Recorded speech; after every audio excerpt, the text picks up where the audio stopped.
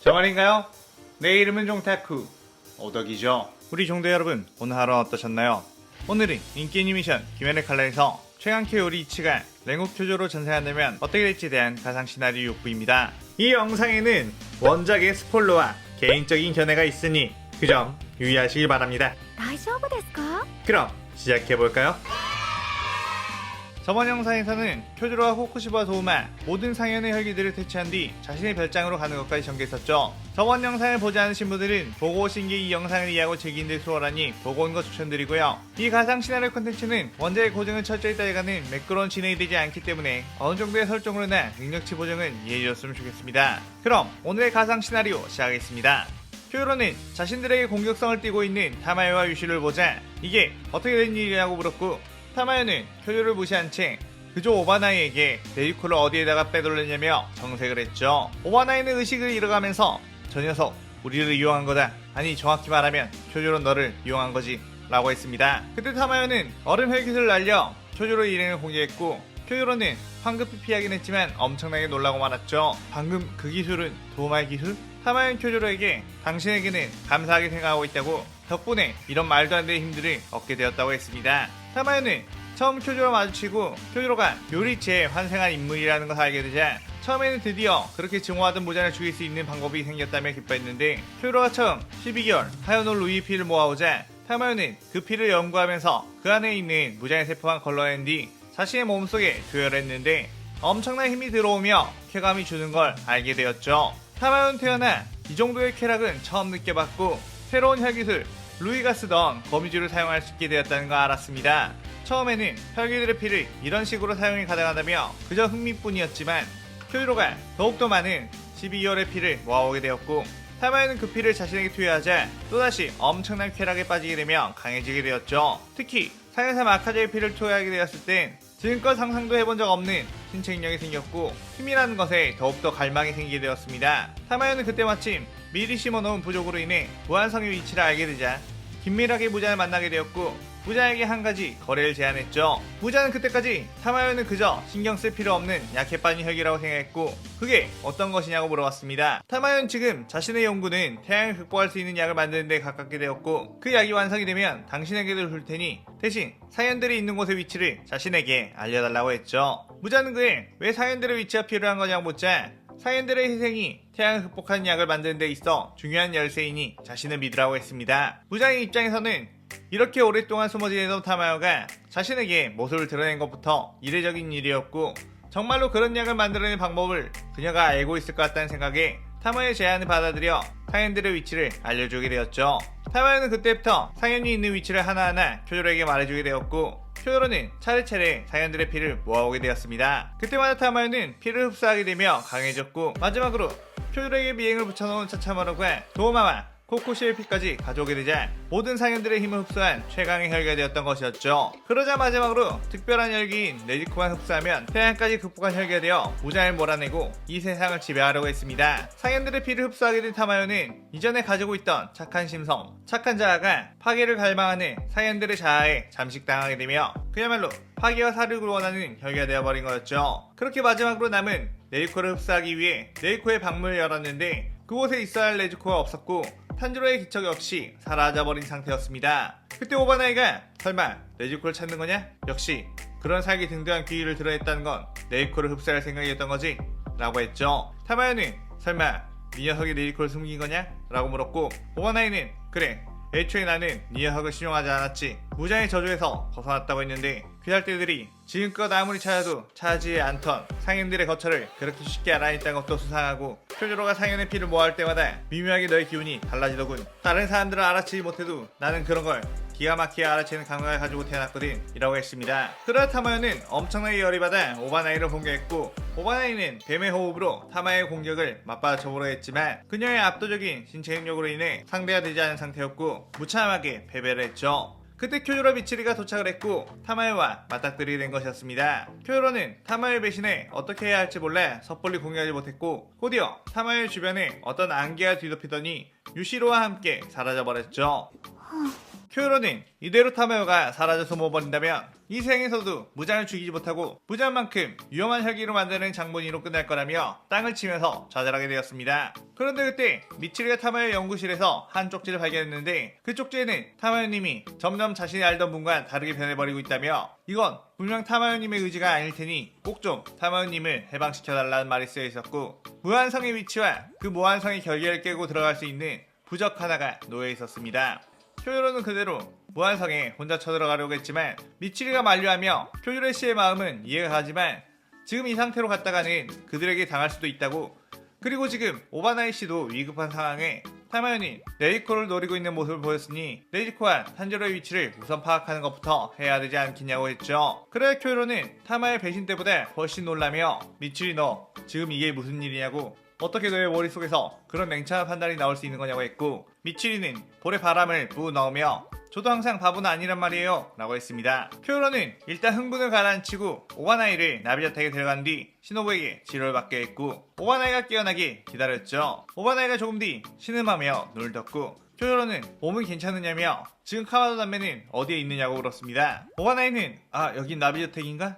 카마도 남매는 이곳에 있을 텐데? 라고 하는 말이 끝나자마자 탄지로가 뛰어와 이구로씨 괜찮으세요? 라고 했죠. 쿄요로는 가슴을 쓸어내며 다행히 안전한 곳에 있었다며 네리코가 기사대 본부와 가까운 곳에 있을 거라는 생각은 못했다고 했습니다. 그때 충주 시노부가 나와 이곳에 혈기를 놔두는 것 자체가 말도 안 되는 거라고 생각했지만 혈기를 엄청나게 혐오하는 이구로씨가 부탁을 할 정도였으니 어떤 분명한 사정이 있을 거라고 생각했다 했죠. 그의 쿄요로는 더 이상 숨길 수는 없다는 생각에 귀살대 본부에서 조합회의를 열게 되었고 그동안에 있었던 일들과 네리코에 대해서 그리고 지금 타마요와 무장이 네리코를 노리고 있다는 것을 이야기했습니다. 그러자 풍주사내미는 그런 무장이나 타마요란 혈기가 네리코를 차지하는 일이 없도록 지금 당장 네리코를 퇴치해버리면 된 거 아니냐고 했죠. 쿄요로는 그 말도 아주 일리가 없는 말은 아니지만 나는 그녀를 지켜주기로 다짐을 했고 무한성의 위치를 알게 되었으니 네리코를 죽이지 않고 무장과 타마요를 대체하는 것이 우선적이라고 생각한다고 했습니다. 모든 주들은 그의 말에 수긍을 했고 모든 전력을 모아 무한성으로 쳐들어가면 되겠다고 했죠. 그렇게 만발의 준비를 갖춘 뒤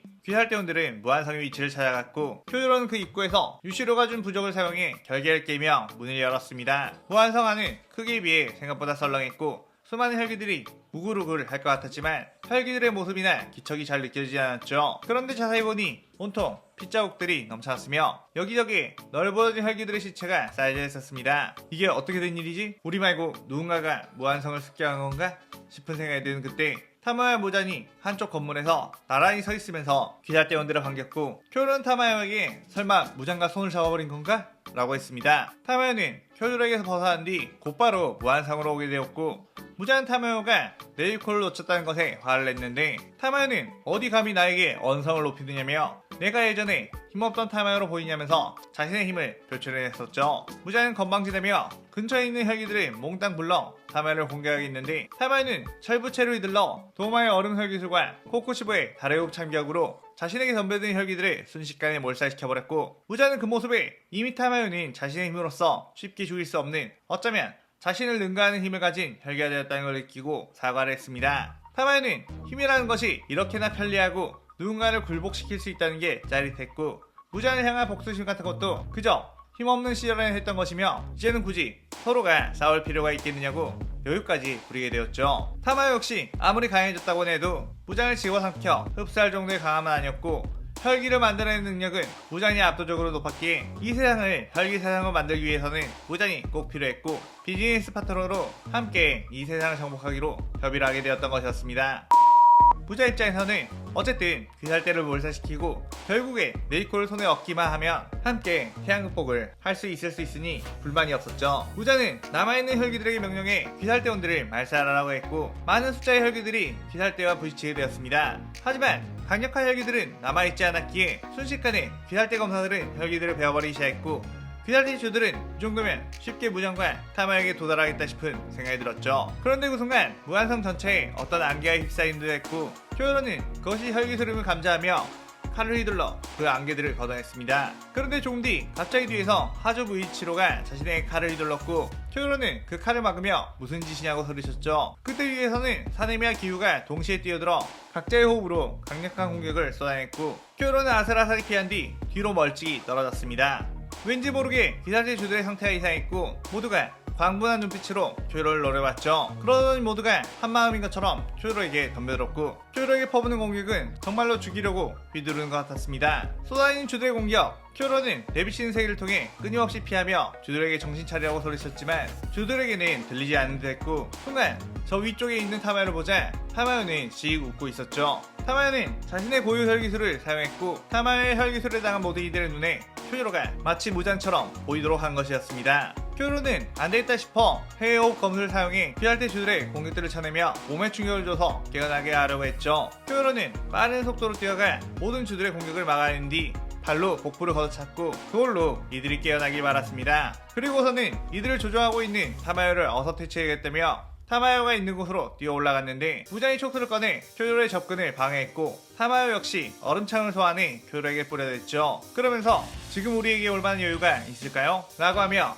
소름끼치는 미소를 지었고 순간 이상한 기분에 주들이 있는 쪽을 보니 주들이 서로가 서로를 공격하며 난장판이 펼쳐지고 있었습니다. 타마요는 저들을 이용해 당신의 체력을 빼놓을 생각이었는데 그게 안된다면 서로 죽이게 만들어 당신의 멘탈이라도 부숴주겠어요 라고 했죠. 쿄요로는 주들을 무시하고 타마요를 우선적으로 공격하라고 했지만 자꾸만 그쪽이 신경이 쓰였고 도움을 받는데 주들 중에서도 강력한 힘을 가지고 있던 교메이가 바위의 호흡을 사용해 시노부와 무이치로에게 치명상을 입혀버리는 상황이 벌어지고 말았습니다. 그리고 사네미가 바람의 호흡을 사용해 미치리의 칼을 쳐냈고 미치리를 베어내려고 하는 모습이 보였죠. 쿄요로는 그의 젠장이라고 하며 다시 밑으로 내려갔고 사네미의 칼을 해의 호흡으로 쳐내며 미치리를 구했습니다. 그런데 그때 미치리가 자신의 신발 쪽에 숨겨놓은 반도로 쿄요로의 등을 찔렀고 쿄요로는 괜찮다 미치리 널 꼭 구해주겠다 라고 했죠. 그 쿄요로의 피와 함께 쿄요로의 목소리가 미치리에게 닿자 어떤 따뜻하면서도 강렬한 태양의 기운이 미치리의 몽롱했던 정신을 깨웠습니다.